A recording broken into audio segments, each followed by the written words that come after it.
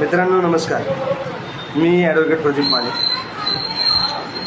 आज आपल्या कळीचा मुद्दा मी घेऊन आलो आहे. तो म्हणजे आपण जे आयुष्यभर कष्ट करून जे पैसे कमवतो त्या पैशात आपण घर घ्यायचा जो विचार करतो, तर ते घर अधिकृत आहे की अनधिकृत आहे, तर ते कसं ओळखावं त्यासाठी मी सर्व नागरिकांना थोडंसं मार्गदर्शन करणार आहे. आपण बघतो पुण्यातला बराचसा भाग हा टेकड्यांनी वेढलेला आहे आणि हा टेकड्यांनी वेढलेला भाग म्हणजे हिलटॉप आहे, हिलस्लोप आहे, PDP झोन आहे आणि एक साधारणतः 15 वर्षापासून अनधिकृत बिल्डरांचं बरंच सुळसुळाट निर्माण झालेलं आहे. आणि हे अनधिकृत बिल्डर गरीब बिचाऱ्या वळवाबड्या ग्राहकांना फसवून स्वतःची पोटाची कळगी भरून घेत आहे.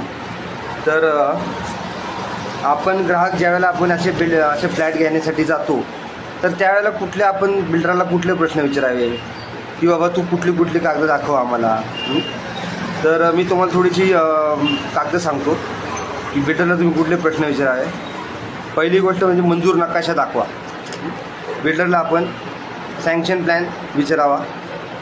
त्याच्यानंतर किती मजले मंजूर आहेत, म्हणजे जर 4 मजले असतील आणि हा जर 5 किंवा 6 मजले बांधले असेल तर आपण नक्कीच ओळखावं की ते अनधिकृत आहे. रेरा नंबर आहे काय. आज अधिकृत बिल्डरांना रेरा नंबर कंपल्सरी झालेला आहे. त्याच्यानंतर जमीन NA आहे का, म्हणजे जमीन जी आहे ती बिगर शेती आहे का. शेतीच्या जागेवर बिल्डिंग बांधायला परवानगी नाही आहे पुणे महानगरपालिकेने. आज आपण जे विचारतोय पुणे महानगरपालिकेचे जे रूल आहेत ते सर्व मी सांगतो.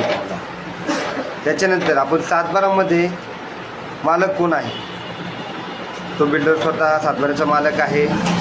नसेल तर डेव्हलपमेंट ॲग्रीमेंट बघायचं, डेव्हलपमेंट ॲग्रीमेंट आहे का.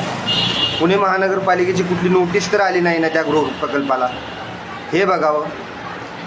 त्याच्यानंतर जर ती बिल्डिंग कंप्लीट झाली असेल तर कन्व्हेन्स कधी करणार, म्हणजे सोसायटीच्या नावावर जागा कधी करणार. कन्व्हेन्स म्हणजे जो सातबारा असतो तो सोसायटीच्या नावानं. त्यानंतर CC सर्टिफिकेट व OC सर्टिफिकेट, कंप्लिशन सर्टिफिकेट व ऑक्युपेशन सर्टिफिकेट या 2 सर्टिफिकेट मागावेत. तर या जर गोष्टी जर त्या बिल्डरकडे नसतील तर आपण ओळखून जावं की ही बिल्डिंग अनधिकृत आहे. आणि पुणे महानगरपालिकेमध्ये जास्त करून कात्रज, आंबेगाव, बुद्रुक, खुर्द, नरे, त्याच्यानंतर आहे दाहिरीचा भाग आहे. हा जो म्हणजे उपनगरं जे आहेत या उपनगरांमध्ये, त्याच्यानंतर गुजरवाडी, निंबळकरवाडी, मांगडेवाडी, त्यानंतर तुम्ही जर इकडे जाल तर खडी मशीन, तर अशा या भागामध्ये ज्या तुम्हाला आहे त्या अनधिकृत बिल्डिंग बघायला मिळते.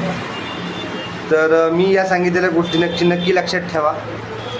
अशा बिल्डरांच्या जाळ्यात अडकू नका. जरी आपण फ्लॅट घेतले